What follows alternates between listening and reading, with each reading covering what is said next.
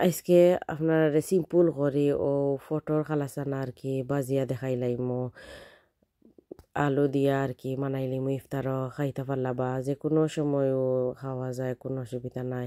প্রথমে এখানে আমি 3-4 চামচ ফ্রাইং প্যানও তেল দিছি দিয়া আর বাংলাদেশি মিডিয়াম সাইজের পেঁয়াজ 2টা দিলাইছি দিয়ার 3-4 ফাঁকরি রসুন দিছি আর কি। দেওয়ার বাদে হলুদের গুঁড়া 1/2 চা চামচ, মরিচের গুঁড়া 1/2 চা চামচ দিছি, ধনিয়ার গুঁড়া 1/2 চা চামচ আর গরম মশলার গুঁড়া 1/2 চা চামচ দিলাইছি দিয়া বালা করে পেঁয়াজরে বাজি লাইছি। বাজিয়া লগালগ এখানে আমি একটা মিডিয়াম সাইজের আলু আর কি কিউব করে কাটি লাইছি ও দেখরানি।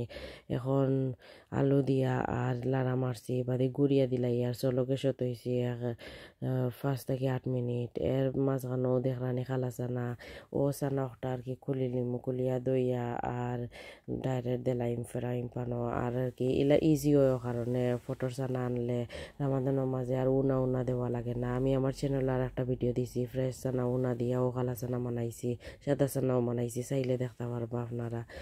এখনও এখানেও আর কি চানা দিয়া একতিল ঘুরিয়া দিছি আরও 5-6 মিনিট দিয়া আর বাদে উদলাইয়া ও চানা হয়ে গেছে। এখন ধনিয়া পাতা দিয়া আর লামাইলিমু, চাইলে কাঁচামরিচও দিতে পারবা। এখন রেডি হয়ে গেছে। প্লিজ সাবস্ক্রাইব করবা।